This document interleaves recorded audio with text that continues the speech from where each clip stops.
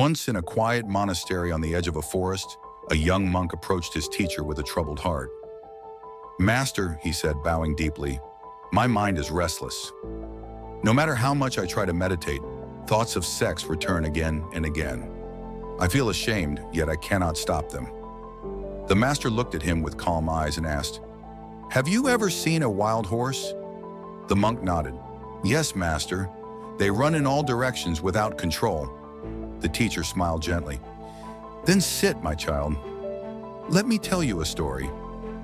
Long ago, there was a farmer who owned a strong and beautiful horse. The horse was his greatest possession. It could plow the fields, carry heavy loads, and even run like the wind. But there was one problem. The horse was untamed. Whenever the farmer tried to make it work, the horse would rear up, kick, and bolt in any direction it pleased. The farmer grew tired of being dragged through mud, thrown into bushes, and sometimes badly injured. One day, an old traveler stopped by and saw the farmer struggle. He said, "Why don't you train your horse? If you control its energy, it will serve you. If not, it will destroy you." The farmer listened, and after months of patience, discipline, and consistent training, the horse finally became obedient. Now the farmer could guide it with just a light touch of the reins. With the horse's strength under control, his fields flourished, his trade expanded, and his life became peaceful. The teacher looked at the young monk and said, "Your sexual thoughts are like that wild horse. The energy itself is not evil, it is powerful. But if you let it run uncontrolled, it will drag you into suffering. If you tame it, that same energy can be transformed into creativity, wisdom, and strength." The young monk frowned. "But master, how do I tame such thoughts? They come uninvited." The master closed his eyes for a moment and then replied, "Do not fight the thought, but don't feed it either. If a wild horse comes into your field, you don't chase it endlessly, nor do you tie it near your crops. You simply guide it out. In the same way, when sexual thoughts arise, notice them, smile at them, and let them pass without entertaining them. Redirect the energy. The farmer used the horse's strength to plow the land. You too can use this energy in service of your higher goals. Paint, write, run, exercise, or meditate.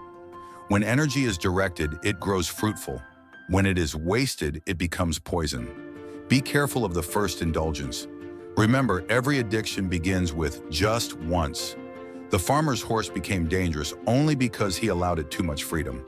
Likewise, if you feed the mind with lustful images, with endless fantasies, the horse will grow wild again. The young monk listened carefully but still asked, "Master, why is it so hard to stop thinking about it?" The teacher chuckled softly. "Because, my son, the mind is like a mischievous child. Tell it not to do something, and it will want to do it even more. But when you give it a bigger toy, a higher purpose, it forgets the smaller distractions." He pointed to the tall trees around the monastery.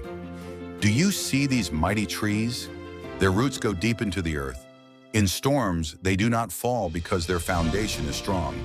If you want your mind to be free from constant sexual thoughts, you must build deep roots, discipline, purpose, service, and meditation. Without these, your mind will be like a dry leaf, blown in every direction by the winds of desire." The young monk bowed deeply.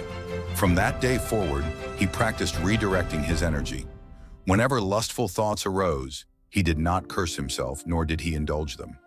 He simply watched them like clouds passing in the sky. He worked harder in the monastery gardens, channeling his strength into growing food for the poor. He painted beautiful scrolls, wrote deep verses, and sang hymns with devotion. Slowly his mind, once restless, became calm. Years later, when other disciples came to him with the same question, "How do I stop thinking about sex all the time?" he would smile and say, "Sexual desire is not an enemy. It is a horse. If you let it run wild, it will throw you into the mud. But if you tame it, it will carry you to greatness." Moral: your thoughts do not control you. You control them. Sexual energy is one of the most powerful forces in life. Left uncontrolled, it enslaves you. But when you guide it with awareness and discipline, it transforms into creativity, courage, and inner peace. So stop fighting your thoughts. Instead, master them. Hold the reins firmly and let your horse take you where you truly wish to go. If this story inspired you, don't forget to like, share, and subscribe for more wisdom-filled stories.